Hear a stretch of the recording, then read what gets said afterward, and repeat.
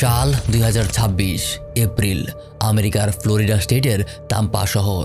দুজন Bangladeshi PhD student Jamil Ahmed Limon এবং নাহিদা সুলতানা বৃষ্টি এপ্রিল 16 তারিখের পর হঠাৎ করেই তারা দুজন নিখোঁজ হয়ে যায়। সকালবেলা পর্যন্ত সব কিছুই স্বাভাবিক ছিল। লিমন তার অ্যাপার্টমেন্টে, বৃষ্টি ক্যাম্পাসে তার অফিসে। তারা দুজন সারাদিন বেশ কয়েকবার ফোনে কথাও বলেছে, কিন্তু সন্ধ্যার পর থেকেই দুজনের ফোনই বন্ধ। কোনো আপডেট নেই, কোথাও কোনো সারা শব্দ নেই। দুজন সুস্থ স্বাভাবিক মানুষ যাদের কারো সাথেই কোনো শত্রুতা পর্যন্ত নেই, যেন একদম হাওয়ায় মিলিয়ে গেল। বাট ঠিক 7 দিন পর এপ্রিল 24 একটা ব্রিজের পাশে একটা বড় কালো ময়লা ফেলার পলিথিনের ভেতর থেকে পাওয়া যায় লিমনের লাশ। একদম পচে গেছে, বলতে গেলে একদম অ্যাডভান্স স্টেজে পৌঁছে গেছে। লিমনের বয়স ছিল মাত্র 27 বছর। সে পড়ছিল জিওগ্রাফি, এনভায়রনমেন্টাল সায়েন্স অ্যান্ড পলিসিতে।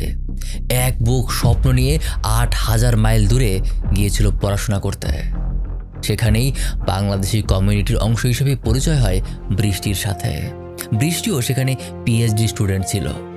একসাথেই খাওয়া দাওয়া, একসাথে ঈদ সেলিব্রেট, আর আস্তে আস্তে বন্ধুত্ব গভীর হতে হতে দুজনের সম্পর্কটা আরও সামনে এগোয়। দুজনের পরিবার পর্যন্ত জানতে পারে যে তারা ভবিষ্যতে বিয়ে করার কথাও চিন্তা করছে। একদম পারফেক্ট সাজানো গোছানো ফিউচার। বাট হঠাৎ করেই দুজনই একসাথে নিখোঁজের 7 দিন পর লিমনে পাওয়া গেলেও বৃষ্টি আজও নিখোঁজ। কিন্তু কি হয়েছিল লিমন আর বৃষ্টির সাথে? কে ছিল সেই পার্সন যে 8000 মাইল দূর দেশে এই দুজন বাংলাদেশির জীবন এইভাবে শেষ করে দিল? কেন কেউ যাদের সাথে কারো কোনো একাডেমিক বা পার্সোনাল কোনো শত্রুতাই ছিল না, তাদের দুজনকে এত নৃশংসভাবে শেষ করে দেবে? নাকি এর মাঝেও আছে এমন কিছু যা শুনলে আপনি আক্ষরিক অর্থেই কেঁপে উঠবেন? এইটা এমন একটা কেস যা সারা পৃথিবীর ক্রিমিনাল লয়ের ইতিহাসে আগে কখনো দেখা যায়নি। এইটা এমন একটা কেস যেখানে অপরাধী নিজেকে মানুষ না বরং সরাসরি গড মনে করত, লিটারাল গড, আর মানুষকে তাকে সেজদা করতে বলতো। Welcome to the show Beyond the Headlines with Maruf, and this is the complete story of USF double murder case, the murder of Jamil Limon and Nahida Brishti.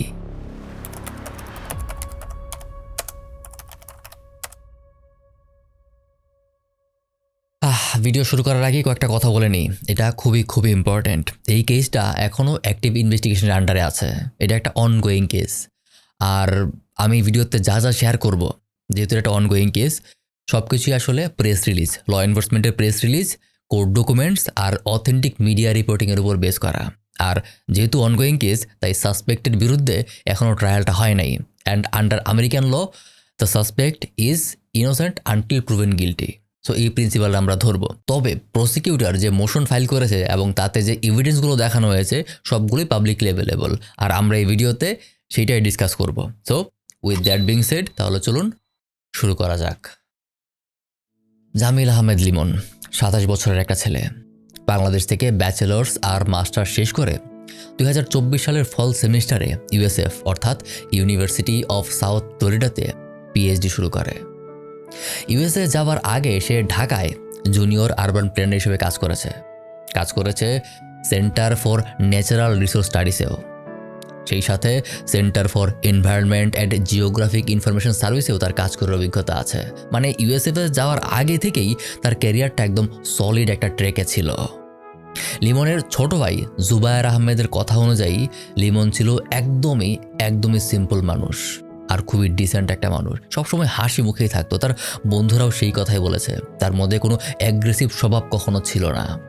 লিমনের স্বপ্ন ছিল একটাই, পিএইচডি শেষ করে বাংলাদেশে ফিরে আসবে আর কোনো ইউনিভার্সিটির প্রফেসর হবে, দ্যাটস ইট।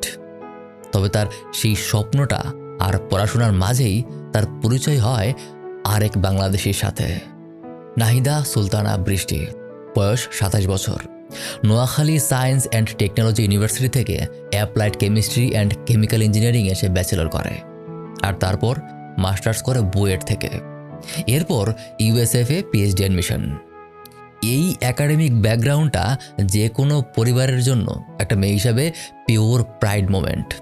বৃষ্টির ভাই জাহিদ হাসান প্রান্তর কথা অনুযায়ী বৃষ্টি ছিল একদম পারফেক্ট একটা বোন, আর তার বাবা মায়ের জন্য সে ছিল পারফেক্ট একটা মেয়ে। বৃষ্টি খুব ভালো গান গাইতে পারতো, খুব ভালো রান্নাও করতে পারতো, প্রায় নতুন নতুন রেসিপিও ট্রাই করতো। বৃষ্টির স্বপ্ন ছিল পিএইচডি শেষ করে দেশে ফিরে নিজের কান্ট্রির জন্য বেশ বড় কিছু একটা করা, অনেকটা লিমনের মতোই। লিমন আর বৃষ্টির প্রথমে বন্ধুত্ব হয়, তারপর একসাথে খাওয়া দাওয়া, একসাথে বিদেশে ঈদ সেলিব্রেট, এভাবেই সময় পার হতে থাকে। আস্তে আস্তে ফিলিংস ডেভেলপ হয়। লিমন বাংলাদেশে একটা সময় তার পরিবারকে বলেছিল যে বৃষ্টি খুবই ভালো একটা মেয়ে, সে খুবই ট্যালেন্টেড, সে গান গাইতে পারে, সে রান্না করতে পারে, এবং দুজনে বিয়ের কথাও ভাবছিল। দুই পরিবারও তখন থেকেই সেই অপেক্ষায় ছিল। কিন্তু এই সাজানো গোছানো ফিউচারে এসে পড়ে তৃতীয় একটা চরিত্র, এবং এই চরিত্রটাই পুরো গল্পটাকে এমন একটা জায়গায় নিয়ে যায় যেটা কোনো সুস্থ স্বাভাবিক মানুষের কল্পনারও বাইরে। 2026-এর ফেব্রুয়ারি মাস, লিমন একটা অ্যাপার্টমেন্টে এসে ওঠে, নাম অ্যাভলন হাইটস। এটা ইউএসএফ এর রেজিস্টার্ড একটা অফ ক্যাম্পাস স্টুডেন্ট হাউজিং, ক্যাম্পাসের একদম কাছেই অবস্থিত। এই অ্যাভলন হাইটসের অ্যাপার্টমেন্ট দেওয়ার সিস্টেমটা একটু অন্যরকম। এরা 3 বা 4 বেডরুমের অ্যাপার্টমেন্টগুলোকে রুম আকারে রেন্ট করে। এতে স্টুডেন্টদের জন্য হাউজিংটা অ্যাফোর্ড করা অনেক সহজ হয়। মানে আপনাকে পুরো অ্যাপার্টমেন্টটা ভাড়া নিতে হবে না, শুধু একটা রুম নিলেই হবে, আপনি ওই রুম অনুযায়ী ভাড়া দেবেন। তবে অ্যাপার্টমেন্টে আপনার যে বাকি রুমগুলো সেখানে কে উঠবে সেটা অ্যাভলন হাইটসের কোম্পানি নিজে ডিসাইড করে। অর্থাৎ অনেকটা লটারি সিস্টেমের মতো, আপনি জানেনও না যে আপনার পরবর্তী রুমে বা পাশের রুমে আসলে কে এসে উঠবে। লিমনের অ্যাপার্টমেন্টটা ছিল একটা 3 বেডরুমের অ্যাপার্টমেন্ট, তাই অনেকটা লটারির মতোই তার বাকি 2 রুমে সে ফ্ল্যাটমেট হিসেবে পায় অন্য দুজনকে। একজন ইন্ডিয়ান একজন রুমমেট, আর অন্যজন জন্মগতভাবে আমেরিকান কিন্তু ফিলিস্তিনি বংশোদ্ভূত। লিমন প্রথম দিনই বুঝতে পারে যে তার ফ্ল্যাটের যে ইন্ডিয়ান রুমমেটটা আছে সে বেশ স্বাভাবিক হলেও তার আমেরিকান রুমমেটটা কেমন জানি, সে তেমন একটা কথা বলে না। লিমন তার বাংলাদেশে থাকা ছোট ভাই জুবাইরের সাথেও কথায় কথায় বিষয়টা শেয়ার করে যে তার একটা রুমমেট তো ঠিক আছে, কিন্তু আরেকটা রুমমেট কেমন জানি সে আনসোশাল, সে কারোর সাথে কথা বলে না, দিনের পর দিন রুম থেকে বেরই হয় না, সারা দিন দরজা বন্ধ করে পড়ে থাকে। যাই হোক, এটা নিয়ে লিমন খুব একটা মাথা ঘামায় না আনটিল তার ইন্ডিয়ান রুমমেটটা আমেরিকান রুমমেটকে নিয়ে এমন একটা কথা শেয়ার করে যেটা শুনে লিমন বেশ চিন্তায় পড়ে যায়। এবং শুধু চিন্তা নয়, সেই সাথে দুজন অনেক ভয়ও পেয়ে যায়। তারা এতটাই ভয় পায় যে দুজনেই তাদের রুমমেটের বিরুদ্ধে একটা ফর্মাল কমপ্লেন লিখে অ্যাভলন হাইটসের অফিসে গিয়ে দিয়ে আসে। কিন্তু কে ছিল সেই রুমমেট? আর তার থেকেও বড় প্রশ্ন, তারা কি এমন জেনেছিল যে তারা তার সম্পর্কে দুজন সেদিনই তার বিরুদ্ধে একটা ফর্মাল কমপ্লেন লিখে দিয়ে আসে। এপ্রিল 16, সকাল 9টা। লিমন তার ফ্ল্যাটে স্বাভাবিক সময়ই পার করছে, আর বৃষ্টি তার ক্যাম্পাসের অফিসে। 12টায় বৃষ্টি তার অফিস থেকে বের হয়। একটা কালো ছাতা আর চমৎকার একটা পিঙ্ক শার্ট পরা ছিল সে। বের হতে হতে এক বান্ধবীকে ফোন করে তার জন্য একটা চশমা নিয়ে আসতে। বান্ধবী জানায় সে নিয়েও আসবে। এই চশমাটা নিয়ে দুপুর 2:14 তার সাথে আবার বৃষ্টির কথা হয়। এরপর বৃষ্টি কোথায় যায় কেউ বলতে পারে না। বৃষ্টির কল লগ থেকে জানা যায় লিমনের সাথেও তার ফোনে বেশ কয়েকবার কথা হয়েছে। তাদের মেসেঞ্জার কনভারসেশনে দেখা যায় যে দুজন একজন আরেকজনের সাথে লোকেশনও শেয়ার করেছিল। সর্বশেষ তাদের কথা হয় বিকাল 3টায়, আর এরপর লিমনকেও কোথাও পাওয়া যায় না। দুজনের মধ্যে কোনো কল নেই, কোনো মেসেজ নেই। বিকাল 3টার পর থেকেই তাদের দুজনের এক্সিস্টেন্সটাই যেন স্লোলি ফেড হতে শুরু করে। ঠিক বিকেলে বৃষ্টির বান্ধবী তাকে চশমার জন্যই কল করে, অনেকবার কল করে, কিন্তু বৃষ্টির ফোন আর কেউ রিসিভ করে না। রিং হয়, তারপর সেটা সরাসরি ভয়েস মেলে চলে যায়। লিমনের ফোনেও রিচ করা যায় না, যেন দুটো জলজ্যান্ত মানুষ একদম হাওয়ায় মিলিয়ে গেল। 1 ঘন্টা 2 ঘন্টা এভাবে 24 ঘন্টা পার হয়ে যায়। লিমন নেই, বৃষ্টিও নেই। পরদিন বিকাল 4:50 হঠাৎ পুলিশের কাছে একটা কল আসে। ফাইল করা হয় লিমন আর বৃষ্টির মিসিং রিপোর্ট। তখনও পুলিশ অতটা সিরিয়াস ছিল না, দুজনই অ্যাডাল্ট পিএইচডি স্টুডেন্ট, মাত্র 24 ঘন্টাই পার হয়েছে। প্রোটোকলের জন্য পুলিশ পরদিন বৃষ্টির ক্যাম্পাসে অফিসটা সার্চ করে। সেখানে পাওয়া যায় তার লাঞ্চ বক্স, তার ম্যাকবুক, আইপ্যাড আর একটা পার্স। সব কিছু একদম পারফেক্ট নিজের জায়গা মতোই গোছানো ছিল। তাহলে বৃষ্টি নিজের ইচ্ছা এইভাবে হাওয়া হয়তো যাবার কথা না। একজন অ্যাডাল্ট যখন ভলান্টারি ডিসঅ্যাপিয়ার হয় তখন তার নিজের ম্যাকবুক, আইপ্যাড আর লাঞ্চ বক্স এভাবে গুছিয়ে ফেলে যায় না। তাহলে কোথায় গেছে তারা? এপ্রিল ২১, ৩ দিন পার হয়ে গেছে, এখনও তাদের কোনো আপডেট নেই। ইউএসএফ পুলিশ এবার অফিসিয়ালি মিডিয়াতে অ্যানাউন্স করে যে 2জন পিএইচডি স্টুডেন্ট মিসিং আছে। কেস আস্তে আস্তে সিরিয়াস হতে শুরু করে। ২২ তারিখ ইনভেস্টিগেশন আরও এক্সপ্যান্ড করা হয়। এবার হিলসবার্গ কাউন্টি অ্যান্ড পেনিয়ালাস কাউন্টি, 2 জায়গাতেই পুলিশের সার্চ শুরু হয়। এনিওয়ে, কাউন্টি যারা মানে বুঝেন না, কাউন্টি মানে অনেকটা আমাদের জেলা লেভেলের এরিয়ার মতো। আমেরিকার যে অ্যাডমিনিস্ট্রেটিভ স্ট্রাকচারটা ওটা আমাদের বাংলাদেশের মতো না, যে জেলা উপজেলা এইভাবে না। আমেরিকার স্টেটের ভিতরে অনেকগুলো কাউন্টি থাকে, কাউন্টির ভিতরে সিটি থাকে। সহজ করে অনেকটা এভাবে ভাবতে পারেন যে স্টেট মানে হলো ডিভিশন, আমাদের বিভাগ। আর তারপরে কাউন্টি মানে হলো ডিস্ট্রিক্ট, মানে জেলা, যেমন ঢাকা জেলা। আর সিটি মানে হলো উপজেলা, সিটি কর্পোরেশন, সাভার উপজেলা, এরকম টাইপের আর কি, বোঝার জন্য বললাম। যাই হোক, সব জায়গায় সার্চ করেও তাদের 2জনের কোনো খোঁজ পাওয়া যায় না। এভাবে আরও একটা দিন পার হয়ে যায়। এপ্রিলের 23 তারিখ এইবার হিলসবার্গ কাউন্টির শেরিফস অফিস থেকে 2জনকে এন্ডেঞ্জার্ড হিসেবে ঘোষণা করা হয়। এবার সিরিয়াসনেসটা আরও বেড়ে যায়। পুলিশ এবার স্বাভাবিক জায়গা ছেড়ে অস্বাভাবিক জায়গায় খুঁজতে শুরু করে, যেমন কম্প্যাক্টর, ডাম্পস্টার। এগুলো হলো ময়লা ফেলার মেশিন। এগুলো দিয়ে ময়লাকে চাপ দিয়ে, প্রেসার দিয়ে ময়লার ভলিউম কমিয়ে ফেলা হয়, অনেকটা হাইড্রোলিক প্রেসের মতো। আর এই সব জায়গায় খুঁজতে গিয়েই পুলিশ একদম থমকে যায়।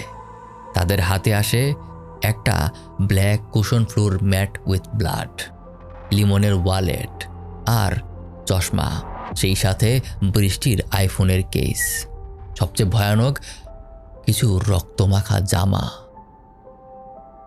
এইগুলি পাওয়ার পর এবার পুলিশ হিন্ট পেয়ে যায় যে লিমন আর বৃষ্টি হয়তো বেঁচে নেই। সন্দেহভাজন হিসাবে স্বাভাবিকভাবেই উঠে আসে তার 2 রুমমেটের নাম। পুলিশ 2জনের সাথেই আলাদা আলাদা জিজ্ঞাসাবাদে বসে। প্রথমেই আসে ইন্ডিয়ান রুমমেট। সে বলে যে সর্বশেষ লিমনকে দেখেছে 15 এপ্রিল রাতের বেলা কিচেনে, সে রান্না করছিল। এরপর সে আর লিমনকে দেখেনি, আর জানেও না যে লিমন কোথায়। পরদিন দুপুর 1টায় সে অ্যাপার্টমেন্ট থেকে বের হয়ে যায়। আর যখন বের হয় তখন সে দেখে যে লিমনের স্কুটার যেটা দিয়ে সে যাতায়াত করত সেটা অ্যাপার্টমেন্টের সামনেই আছে। অর্থাৎ তখন অবধি সেই অ্যাপার্টমেন্টেই ছিল, এটা ধারণা করা যায়।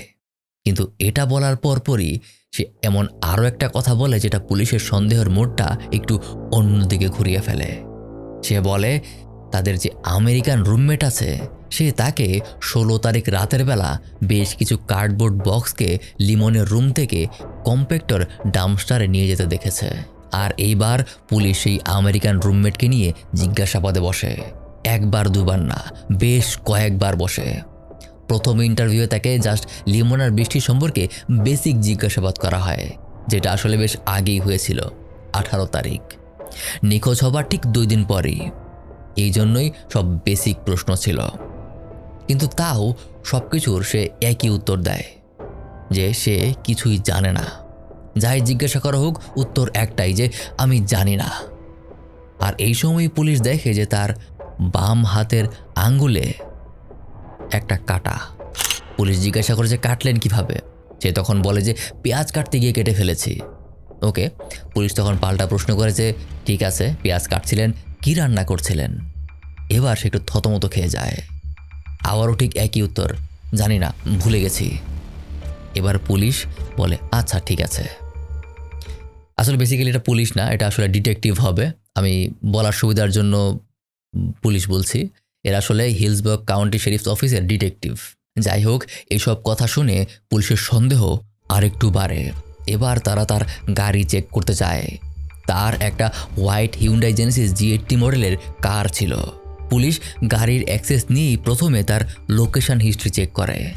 দেখা যায় এপ্রিলের 16 তারিখ সন্ধ্যা 7:53 তার গাড়ি কান্ট্রি ক্যাম্পবেল কজওয়েতে ছিল, যেটা মোটামুটি অ্যাভলেন্স হাইটস থেকে 20 কিলোমিটারের মতো দূরে। কিন্তু কেন সন্ধ্যায় সে সেখানে গিয়েছিল এর কোনো সঠিক উত্তর সে দিতে পারে না। আর এইটা ছিল তার প্রথম ইন্টারভিউ। এই ইন্টারভিউয়ের পরেই পুলিশ বুঝে যায় যে there is something fishy about this man. তাই তারা এই ইন্টারভিউয়ের পরপরই তার লোকেশন হিস্ট্রি, তার ব্যাকগ্রাউন্ড সব কিছু আলাদাভাবে ইনভেস্টিগেট করতে শুরু করে।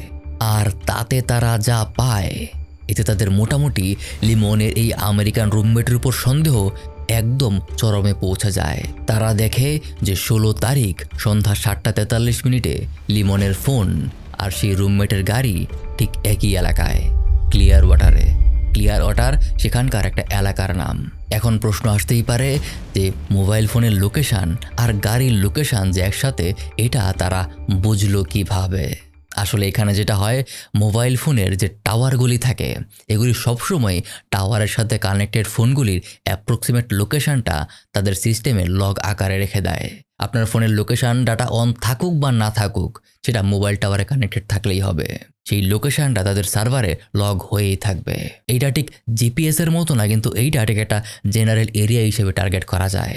আর গাড়ির জন্য আছে সম্পূর্ণ ডিফারেন্ট একটা টেকনিক, এটার নাম ALPR, automatic licence plate readers. এই ALPRগুলি traffic lights, police box, toll booth এসব জায়গায় লাগানো থাকে। এগুলি অটোমেটিক্যালি সব গাড়ির নাম্বার প্লেটের ছবি তুলে রাখে, আর ছবি তোলার সময় টাইম আর জিপিএস কোঅর্ডিনেট সহ সেটা লক করে রাখে। আর এই দুটো আলাদা আলাদা সিস্টেম ব্যবহার করেই দেখা যায় বেসিক্যালি লিমনের ফোনের লোকেশান আর সেই রুমমেটের গাড়ির লোকেশান একই জায়গায়। তার চেয়েও তারা বেশি অবাক হয় যখন দেখে সেদিনই রাত 1টায় দুইবার সেই রুমমেট হোয়ার্ড ফকল্যান্ড ব্রিজে গিয়েছিল, এবং ব্রিজের টাম্পাবের সবচেয়ে গভীর যে জায়গাটা সেটার ওপর সে 3 মিনিট থেমেছিল। আর এই ইনফরমেশনগুলি দেখেই ডিটেকটিভরা আস্তে আস্তে ডট কানেক্ট করতে শুরু করে। আবার 23 তারিখ যখন ডাম্পস্টারে রক্তমাখা জামা, বৃষ্টির আইফোনের কেস এসব পাওয়া যায়, এবং সেই সাথে লিমনের ইন্ডিয়ান রুমমেটও যখন বলে 16 তারিখ রাতের বেলা সে তাকে বেশ কিছু কার্ডবোর্ডের বক্সকে লিমনের রুম থেকে কম্প্যাক্টর ডাম্পস্টারে নিয়ে যেতে দেখেছে, তখন আবার তাকে জিজ্ঞাসাবাদ করা হয়। আর এইবার বেশ কৌশলেই পুলিশ তাকে প্রশ্ন করে যে আপনি ক্লিয়ার ওয়াটারে কেন গিয়েছিলেন? সে রিপ্লাই করে, কই, আমি তো ক্লিয়ার ওয়াটারে যাইনি। পুলিশ বলে, ও আচ্ছা, তাহলে এইটা কি? এই বলে তার গাড়ির লোকেশান হিস্ট্রি তাকে দেখায়। তখন সে বলে, ও হ্যাঁ, গিয়েছিলাম, মাছ ধরার জায়গা দেখতে গিয়েছিলাম। পুলিশ বলে, ও আচ্ছা, মাছ ধরার জায়গা, খুবই ভালো শখ। আচ্ছা, কোন রাস্তা দিয়ে গিয়েছিলেন বলুন তো? সে তখন উত্তর দেয়, রাস্তা তো মনে নেই, ম্যাপ দেখে গিয়েছিলাম। এবার পুলিশ বলে, আচ্ছা, তাহলে আপনার ম্যাপ হিস্ট্রিটা একটু দেখান তো, আপনার ফোনটা একটু দেখি। এবার তার গলা শুকিয়ে আসে। সে বলে যে ম্যাপের হিস্ট্রি তো ডিলিট করে দিয়েছি। পুলিশ তখন আবার প্রশ্ন করে, যাবার সময় আপনি কি লিমন আর বৃষ্টিকে সাথে করে নিয়ে গিয়েছিলেন নাকি? সে তখন ভাঙা ভাঙা গলায় উত্তর দেয়, না তো, ওদের কেন নিয়ে যাব? পুলিশ তখন বের করে লিমনের লোকেশান হিস্ট্রি, সেটা তাকে দেখিয়ে বলে যে আপনাদের দুজনের লোকেশান তো একই জায়গায় দেখাচ্ছে। এবার সে বলে, আসলে আমি ওদের লিফট দিয়েছিলাম, লিমন আমাকে রিকোয়েস্ট করেছিল তাকে আর তার গার্লফ্রেন্ড বৃষ্টিকে ক্লিয়ার ওয়াটারে ড্রপ করে দিতে, আর আমি তাদের সেখানে নামিয়ে দিয়েই চলে যাই। এই কেসের ইন্টারোগেশন পার্টের সবচেয়ে ড্রামাটিক এলিমেন্ট হলো এইটাই, এক সেশনে 3বার সে স্টোরি চেঞ্জ করে।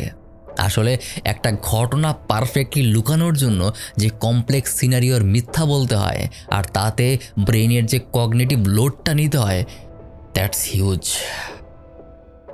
Maintaining a complex high-stake lies, especially about a double homicide, that takes a massive mental bandwidth and it's exhausting.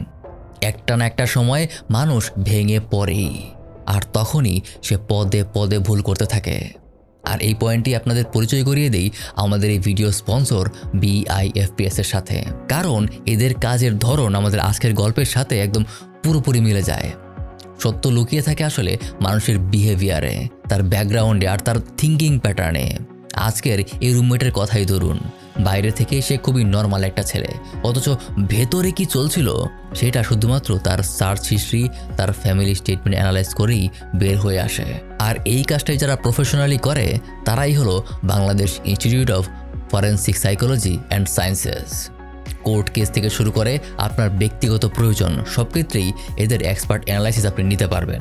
দলিলের সিগনেচার অরিজিনাল নাকি নকল করা, অডিও ভিডিও রিয়েল নাকি এআই জেনারেটেড, কেউ সত্য বলছে নাকি কোনো কিছু লুকাচ্ছে, এই সমস্ত প্রশ্নের সায়েন্টিফিক আনসার আপনি তাদের কাছে পাবেন।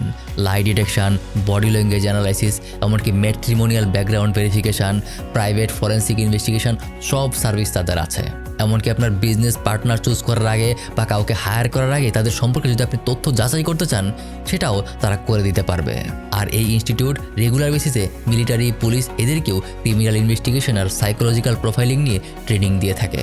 বিস্তারিত জানতে ভিজিট করুন forensicbd.org-তে অথবা কল করুন স্ক্রিনের এই নাম্বারে। তাহলে চলুন এবার আমাদের গল্পে ফিরে আসি। ডিটেকটিভরা এবার গাড়ির লোকেশন ডাটা আবার চেক করে। এবার তারা দেখে যে তার সমস্ত ড্রাইভিং ডাটা আর জিপিএস হিস্ট্রি সব ডিলিট করে দেওয়া হয়েছে। প্রশ্ন আসে যে একজন ইনোসেন্ট মানুষ কেন নিজের গাড়ির ডাটা ডিলিট করবে? তার উপরে তার শরীরের বেশ কিছু জায়গায় কাটা ছেঁড়ার দাগ এবং প্রতিটাই একদম ফ্রেশ, দেখে বোঝাই যাচ্ছে যে একদম রিসেন্ট কোনো আঘাতের চিহ্ন। এবার পুলিশের অর্থাৎ ডিটেকটিভদের আর বুঝতে বাকি থাকে না যে সেই আসল অপরাধী। কিন্তু ক্রিমিনাল মামলায় শুধু বুঝতে পারা দিয়ে কাউকে চাইলেই গ্রেফতার করা যায় না, প্রমাণ হতে হয় অকাট্য। পানিশমেন্ট দেওয়ার জন্য you have to prove every allegation beyond every reasonable doubt. আর আবার কর্পাস ডেলিসিটি নামের একটা লিগ্যাল প্রিন্সিপালও আছে, যার মানে হলো the body of the crime. মানে মার্ডার প্রুফ করার আগে আপনাকে ডেড বডির এক্সিস্টেন্সটা প্রুফ করতে হয়। সহজ ভাষায় বললে, আগে প্রমাণ করো যে তারা মৃত, হতেও পারে তারা বেঁচে আছে, কোথাও না কোথাও আছে। এইটাই জেনারেল রুল। তাই সব কিছুর পরেও তাকে আর গ্রেফতার করা হয় না। এপ্রিল 24, 2026 শুক্রবার সকালবেলা। যেহেতু তখন অবধি লিমনের আমেরিকান রুমমেটই প্রাইম সাসপেক্ট, তাই তাকে ধরেই ইনভেস্টিগেশনটা আগাতে হবে। এপ্রিল 17 রাতে সেই রুমমেটের ফোনে এক্স্যাক্ট যে লোকেশনে গাড়িটা থেমেছিল সেই জিপিএস কোঅর্ডিনেট ধরেই ডিটেকটিভসরা এপ্রিল 24 সকালে সেই এক্স্যাক্ট জিপিএস পয়েন্টে গিয়ে পৌঁছায়। আর সেখানে যাওয়ার পরই সেখানটার বাতাসটাই বলে দিচ্ছিল যে এখানে কোনো কিছুই ঠিক নেই, কারণ চারদিকে প্রচণ্ড দুর্গন্ধ। খুঁজতে গিয়ে এক ইনভেস্টিগেশনের চোখে পড়ে একটা বড় লার্জ ব্ল্যাক ট্র্যাশ ব্যাগ, বিশাল বড় সাইজের কালো এবং মোটা শক্ত পলিথিন। এগুলো ময়লা ফেলার জন্য ব্যবহার করা হয়, আর গন্ধটা সেই ব্যাগ থেকেই আসছিল। আর যখনই ব্যাগটা খোলা হয় দেখা যায় ভেতরে মানুষের body parts. Forensic identification confirm করে যে এইটাই জামিল আহমেদ লিমন। লিমনের শরীরে যা যা ইনজুরিজ ছিল সেগুলো আমার পক্ষে ডেসক্রাইব করা এই প্ল্যাটফর্মে পসিবল না। তবে আমি অন্য একটা গল্প বলতে পারি। ধরুন আমার কাছে একটা গাছ আছে, আর গাছটা আমি একটা ব্যাগের মধ্যে ভরতে চাই, কিন্তু ব্যাগটা ছোট হওয়ার কারণে গাছটা আমি ব্যাগে ফিট করতে পারছি না। তাই আমি গাছের প্রতিটা ডালপালা একটা একটা করে ভাঙলাম যেন গাছটা ব্যাগে ফিট হয়। তারপর ভেঙে খুব সহজেই গাছটাকে ব্যাগে ভরে সেটা নিয়ে চলে গেলাম। I hope you get the point. Anyway, medical examiner officially declare করে the cause of death is due to multiple sharp force injuries. Body পাপার সাথে সাথেই ডিটেকটিভরা ফর্মাল সার্চ ওয়ারেন্ট ইস্যু করে চলে যায় অ্যাভলন হাইটসে। এখন আর কর্পাস ডেলিসিটির ইস্যুটা নেই। এটা এখন নিশ্চিত যে অন্তত একজন মৃত। কিন্তু গিয়ে তারা দেখে যে লিমনের সেই রুমমেটের রুম তালা দেওয়া, সেখানে সে নেই। তার অনুপস্থিতিতেই চলে সার্চ আর ফরেন্সিক ইনভেস্টিগেশন। আর এবার তারা যা পায় তা পুরো কেসের সম্পূর্ণ জটটাই খুলে দেয়।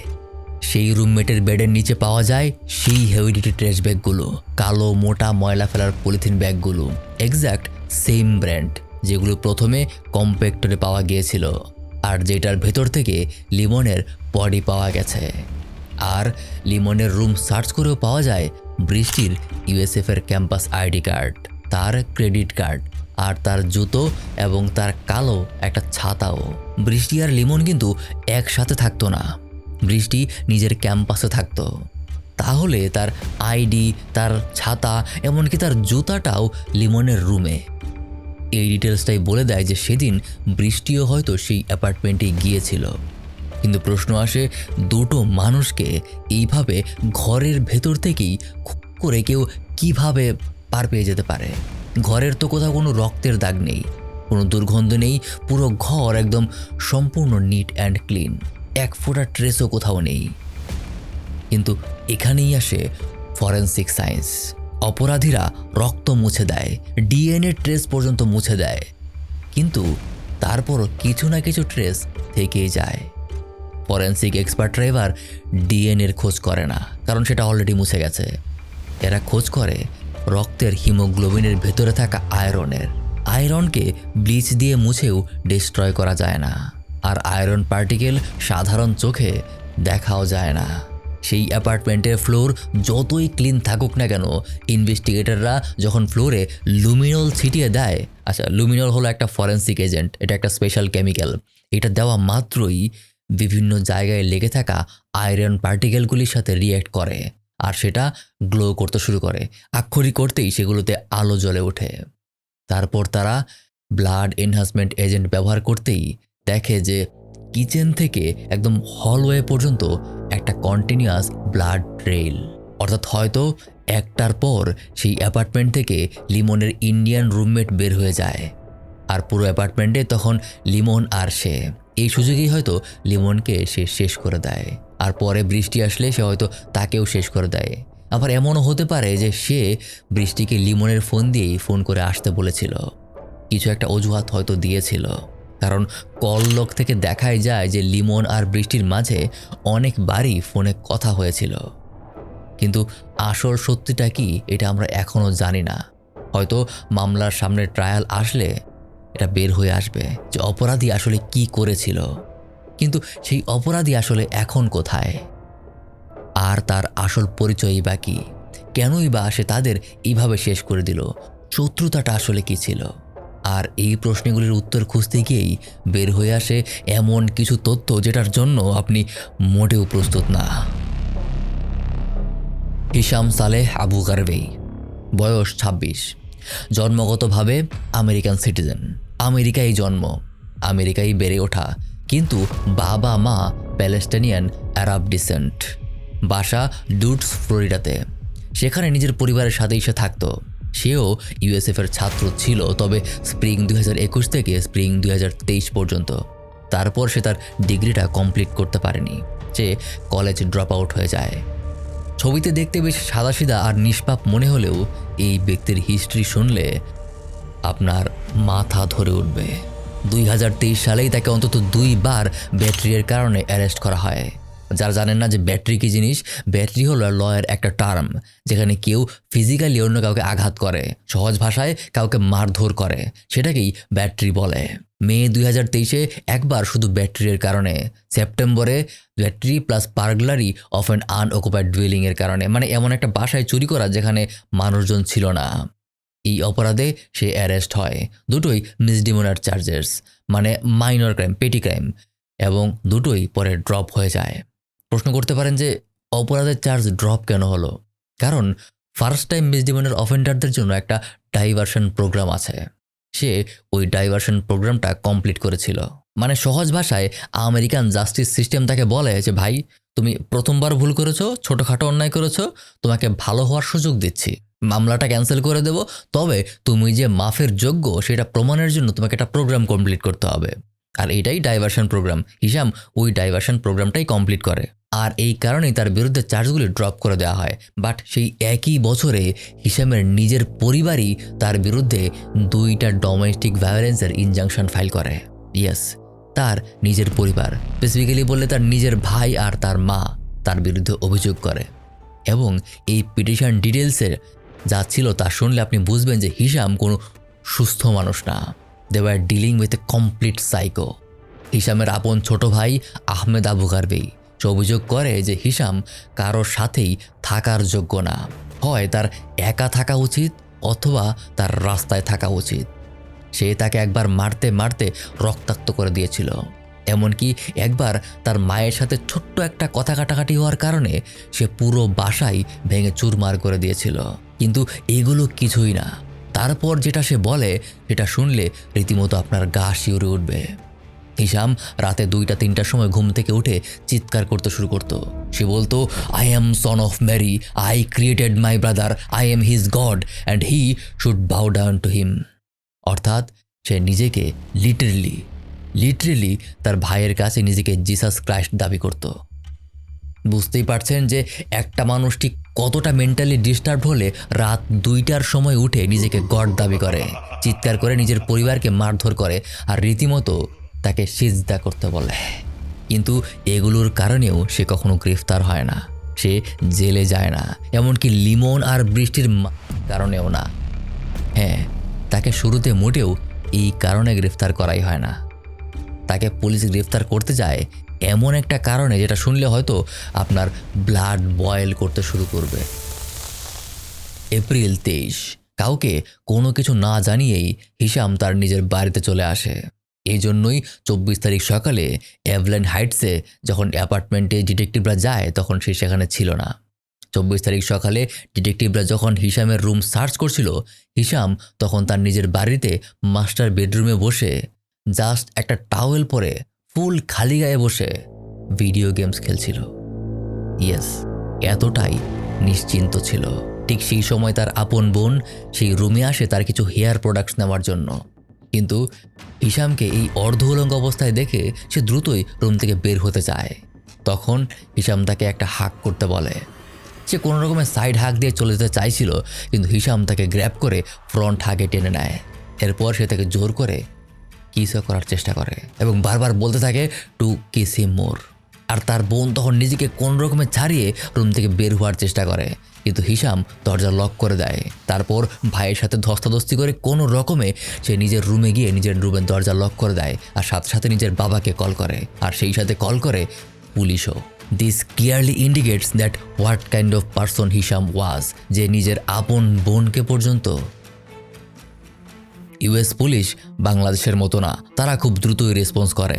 কিন্তু পুলিশ আসার পর হিশাম নিজেকে বাসার ভেতর ব্যারিকেড করে ফেলে। ব্যারিকেড মানে ভেতর থেকে দরজা লক করে বসে থাকা, পুলিশকে ঢুকতে না দেওয়া, কোনো কমিউনিকেশন পুলিশের সাথে না করা। আমেরিকান পুলিশের টার্মিনোলজিতে এইটাকে বলে ব্যারিকেডেড সাসপেক্ট। এই সিচুয়েশনে পুলিশ জানে না যে ভিতরে আসলে কি হচ্ছে, সাসপেক্ট কি আর্মড কিনা, মানে তার কাছে অস্ত্র আছে কিনা, সে কি কাউকে হোস্টেজ করেছে কিনা, বা সে নিজেকেই হার্ট করতে পারে কিনা। আর এই কারণেই একসাথে ডিপ্লয় করা হয় সোয়াট টিমও, bomb disposal team, crisis negotiator, এমনকি ড্রোন টিমও। মানে এই লোকের জন্য ফুল একটা ব্যাটালিয়ানই চলে আসে। ক্রাইসিস নেগোশিয়েটরের মূল কাজ হলো ভেতরে থাকা সাসপেক্টের সাথে কথা বলার মাধ্যমে তাকে শান্ত অবস্থায় ভেতর থেকে বের করে আনা। এভাবে প্রায় 1.5 ঘন্টা তাদের স্ট্যান্ড অফ চলে এবং এক পর্যায়ে হিশাম নিজে থেকেই ঘর থেকে বের হয়ে আসে, জাস্ট একটা টাওয়েল পরে, যেটা পরে সে গেম খেলছিল, আর 2 হাত উপরে তুলে। যে মানুষটা নিজেকে গড ক্লেম করে চিৎকার করত, সেদিন সেই মানুষটাই সোয়াট টিমের সামনে শুধু একটা টাওয়েল পরে সারেন্ডার করে। This reminds me of my all time favourite phrase, reality is often stranger than fiction my friend. হিশামের বিরুদ্ধে টোটাল 8টা আলাদা আলাদা অপরাধের চার্জ ফ্রেম করা হয়। নিজের বোনের সাথে ঘটনার জন্য 2টা, ডেড বডি রিলেটেড চার্জ হলো 4টা, আর 2টা মার্ডারের জন্য 2টা আলাদা আলাদা চার্জ, লিমন আর বৃষ্টি।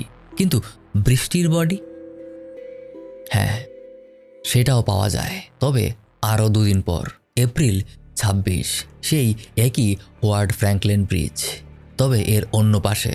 যদিও এখনও অবধি যখন এই ভিডিওটা রেকর্ড করছি অফিসিয়ালি এটা কনফার্ম করা হয়নি যে এটা বৃষ্টিরই লাশ, কিন্তু সেটা একই রকম কালো মোটা পলিথিনের ব্যাগ, বডিতে ঠিক একই প্যাটার্নের আঘাতের চিহ্ন এবং গায়েও সেই light pink long sleeve shirt, long black loose pants আর হোয়াইট সোলের স্নিকার পরা, যেগুলো পরা অবস্থায় শেষবার বৃষ্টিকে দেখা গিয়েছিল।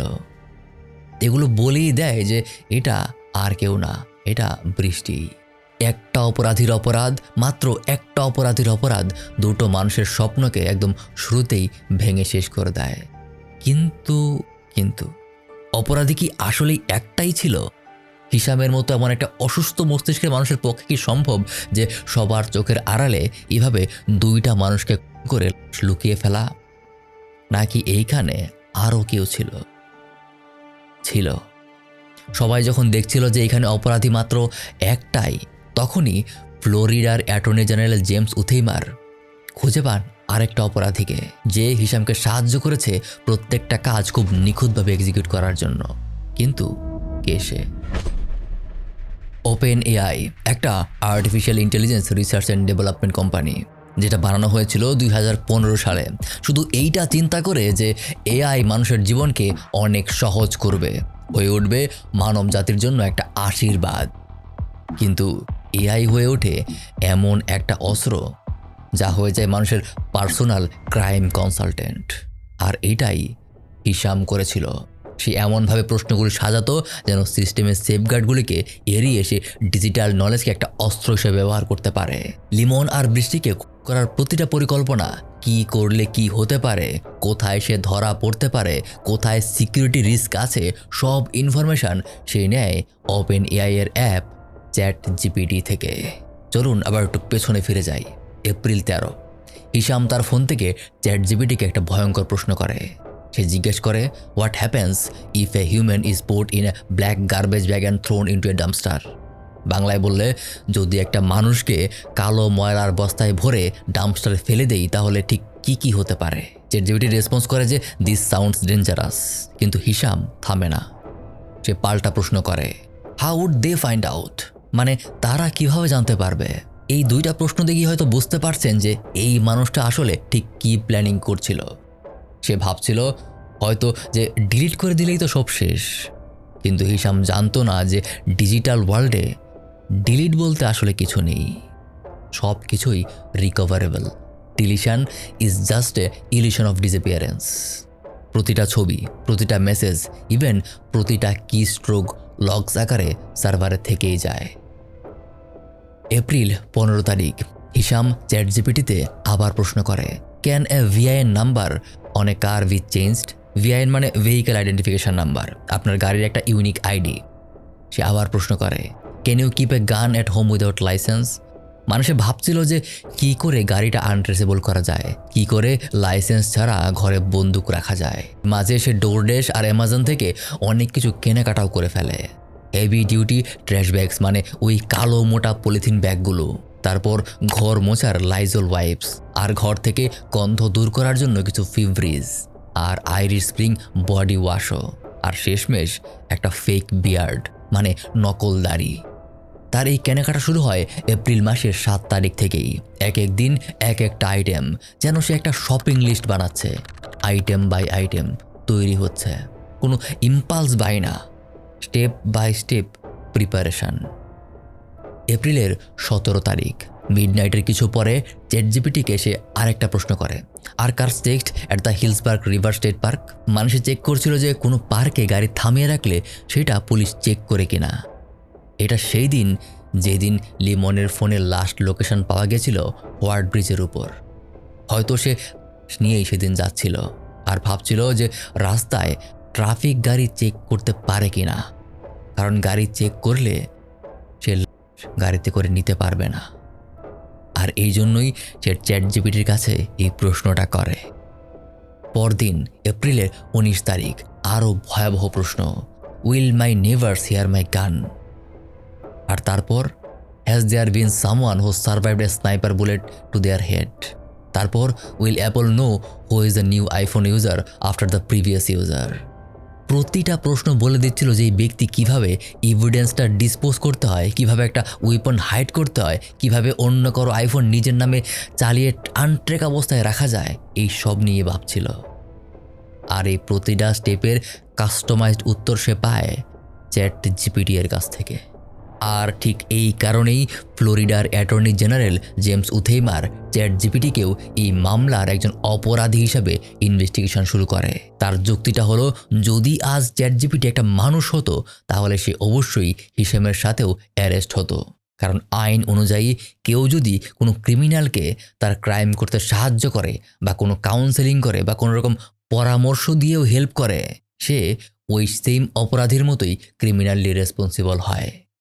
চ্যাট জিপিটি কিন্তু এখানে সেটাই করেছে। জাস্ট মানুষ হলে তার একটা বডি থাকতো, ধরা ছোঁয়া যেত, আর জিপিটির বেলায় এটা একটা অ্যাপ, তাকে ঠিক ধরা ছোঁয়া যাচ্ছে না। কিন্তু কাজটা তো মানুষের মতোই করেছে। তাই চ্যাটজিপিটিও একইভাবে ক্রিমিনালি লায়াবল হওয়া উচিত, তাই নয় কি? তবে অ্যাটর্নি জেনারেলের এই ইনভেস্টিগেশনটা তখন নতুন না, এটা আগে থেকেই চলছিল। কারণ 2025-এ ফ্লোরিডা স্টেট ইউনিভার্সিটিতে একটা মাস হয়েছিল। ফোনিক্স ইন্টার্ন নামের একটা ছেলে গণহারে সবাইকে গুলি করতে শুরু করেছিল। সৌভাগ্যজনকভাবে অনেকে আহত হলেও নিহত হয় মাত্র 2 জন মানুষ। আর সেই শুটারও তার এই কাজের আগে চ্যাটজিপিটিকে জিজ্ঞাসা করেছিল যে কিভাবে গান ফায়ার করতে হয়, তারপর ক্যাম্পাসের সবচেয়ে বিজি টাইম কোনটা, এবং সবচেয়ে ইম্পর্টেন্ট ঠিক কতজনকে মার্ডার করলে ন্যাশনাল মিডিয়ার অ্যাটেনশন পাওয়া যায়। যাই হোক, এইটা নিয়ে এখনও যুক্তিতর্ক চলছে যে চ্যাটজিপিটি এর রেসপন্স হিশামকে কোনোভাবে আর এক্সিকিউট এবং কভার আপ করতে হেল্প করেছে কিনা, আর করলে এটা গুগলের থেকে ঠিক কিভাবে আলাদা, কারণ ইনফরমেশন তো গুগল সার্চ করেও পাওয়া যায়। এআইকে ক্রিমিনাল হিসেবে লাইবেল ধরার এই লিগ্যাল প্রেসিডেন্টটা সেট হলে এটা সারা পৃথিবীর ক্রিমিনাল জুরিসপ্রুডেন্স চেঞ্জ করে দেবে। আর লিমন আর বৃষ্টি যেহেতু এই কেসটা এখনও ট্রায়াল শুরুই হয়নি, তাই এখনও পর্যন্ত অনেক কিছু অজানা আছে। আমেরিকান লিগ্যাল সিস্টেমে ডেথ পেনাল্টির কেসগুলো সাধারণত 18 থেকে 36 মাস লাগে ট্রায়াল রিচ করতে, তাই হয়তো তখন গিয়ে আমরা ফুল পিকচারটা দেখতে পাবো। আপাতত এইটুকুই। লিমন আর বৃষ্টির আত্মার শান্তি কামনা করি।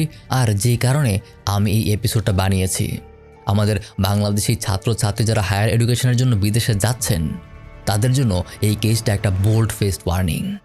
হাজার হাজার মাইল দূরে আপনার পরিবার থাকে না, আপনার কমিউনিটি হয়তো থাকে, কিন্তু সেটাও খুব লিমিটেড। আপনার সারাউন্ডিংসটা আপনি এত ভালোভাবে জানেন না, তাই একটু প্রিপেয়ার হয়ে যান যে ফার্স্ট ইয়ারটা একটু এক্সট্রা কশাস থাকতে হবে। যদি মনে হয় রুমমেট চেঞ্জ করতে হবে, করে ফেলেন। হয়তো মানি যাবে, টাইম যাবে, কিন্তু লাইফ বাঁচানোর জন্য everything is justified. Everything is justified to save your life. So দেখা হবে আবারও নতুন কোনো কেস নিয়ে পরবর্তী ভিডিওতে। আসলে খুব দ্রুতই দেখা হবে, কারণ আমি অন্য একটা কেসের মাঝখানে এই কেসটা ধরেছি। ওটা একটা হিস্টোরিক্যাল কেস, বাংলাদেশের অনেক পুরনো দিনের কেস, যেটার সব ইনফরমেশনও এখন তেমন একটা অ্যাভেলেবেল না, অনেক কিছু মিসিং আছে। ওই মিসিংগুলো খুঁজতে আমার আসলে সময় লাগছে, তো ওটা বের করে খুব দ্রুতই সেটা নিয়ে আসছি। টিল দেন ভালো থাকবেন, নিজের কাছের মানুষগুলিকে সবসময় খেয়াল রাখবেন। আর হ্যাঁ, পিন কমেন্টটাও খেয়াল রাখবেন। আমি actively following this case. I will post any kind of updates available in pin comment section. আল্লাহ হাফেজ।